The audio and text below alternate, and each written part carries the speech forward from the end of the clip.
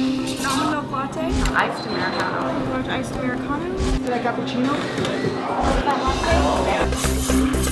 It's a habit that has people grinding, brewing, sipping, and spending over $100 billion worldwide, a commodity second only to crude oil, and one that has gone from good to the last drop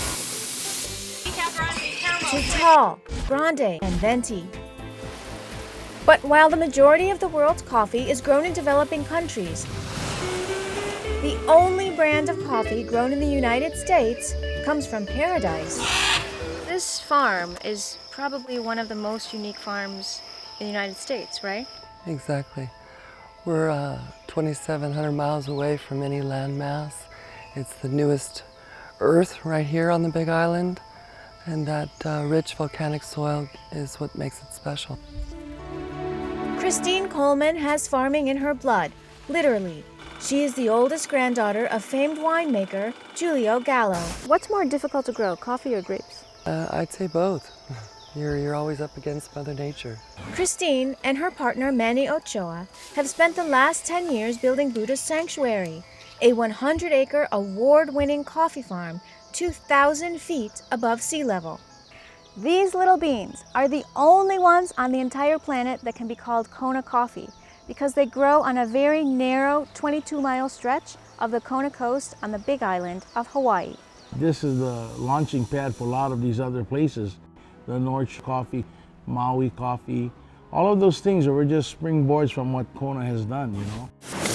Celebrity chef Sam Choi is a native Hawaiian who has seen a growing sophistication at today's Kona coffee farms. In the earlier days, they would shut schools down and have the kids go in the fields and pick the coffee.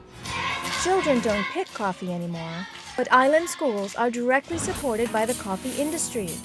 About 600 Kona coffee farms don't actually own their land. They lease it from the Hawaii School District. Kona coffee blooms in early spring and has to be hand-picked from August to January. So it's not just like you go, the coffee's ripe and you pick it. You have to keep going back, right? Exactly. We can have up to 30 rotations through the field. Really? So you can't just pull off the whole clump. You know, you have to wait for each one to ripen. This one's not ready yet. This is getting close here.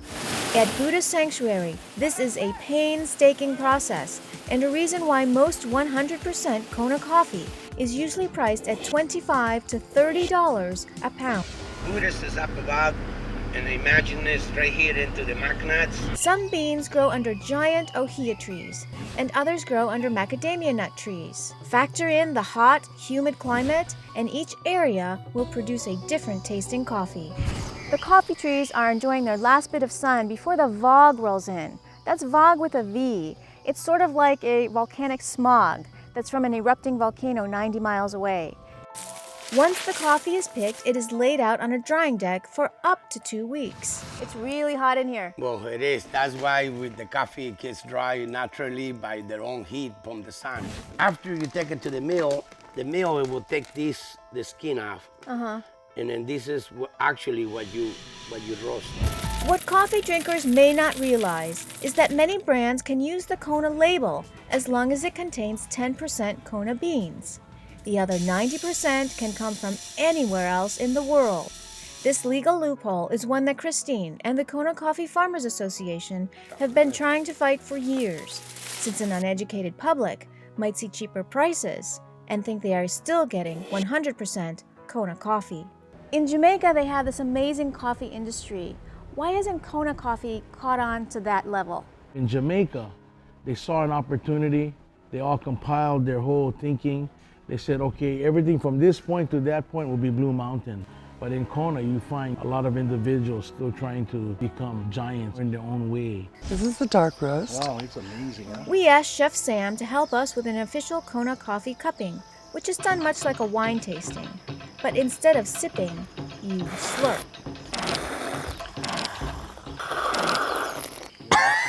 You okay? I'm not a cupper yet.